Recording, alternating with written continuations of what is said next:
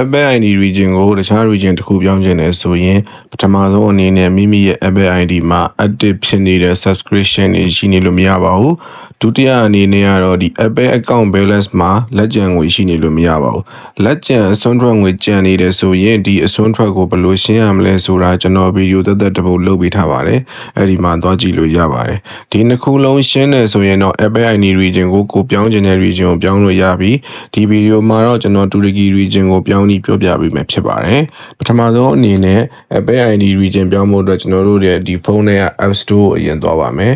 App Store ကိုရောက်ပြီဆိုရင်ကျွန်တော်တို့အပေါ်ညာဘက်တောင်းအားကျွန်တော်တို့ရဲ့ဒီ profile လေးကိုကျွန်တော်တို့နှိပ်လိုက်မယ်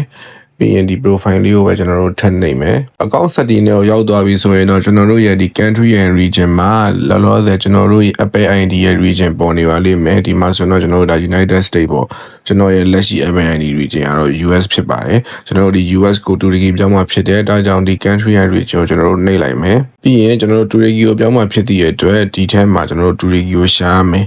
တူရကီကိုကျွန်တော်တို့ရိုက်ရှာဖို့အတွက်မလွယ်ဘူးသူကတူရကီစလုံးနဲ့ရေးထားဖြစ်တဲ့အတွက်ဒီဘေးက T လေးကိုနှိပ်လိုက်တော့ကျွန်တော်တို့ပို့ပြီးတော့မြန်မယ်ဒါဆိုရင်တော့ကျွန်တော်တို့တူရကီကိုရောက်သွားပြီဒီ TURKIYE ဆိုတဲ့ဒီတူရကီကိုပြောင်းအောင်မှာဖြစ်ပါတယ်ဒီတော့ကျွန်တော်တို့ဒီတူရကီကိုပြောင်းမယ်ဆိုတော့တူရကီကိုနှိပ်လိုက်မယ်ဒါကတော့ continue ပဲဖြစ်တယ်ဒါကတော့ကျွန်တော်တို့ဒီတူရကီ region ပြောင်းမှာအတွက် terms and condition တွေပေါ့နော်ဒါကိုကျွန်တော်တို့ agree နှိပ်လိုက်ရင်ရတယ်ဒီနေရာမှာကျွန်တော်တို့ဒီ none ကိုပဲရွေးမယ်ဒီ NONE none ဆိုတာကိုပဲရွေးမယ် mailing address မှာတော့ကျွန်တော်တို့ဒီ street ကတော့ကိုကြိုက်တာထည့်လို့ရတယ် manner တွေမှားတယ်မရှိဘူးကိုကြိုက်တာထည့်လို့ရတယ် post code နဲ့ city ကတော့ကျွန်တော်တို့ကတူရကီကိုပြောင်းမှာဖြစ်တဲ့အတွက်တူရကီက post code တစ်ခုဖြစ်တဲ့ဒီ34000ကိုထည့်မယ်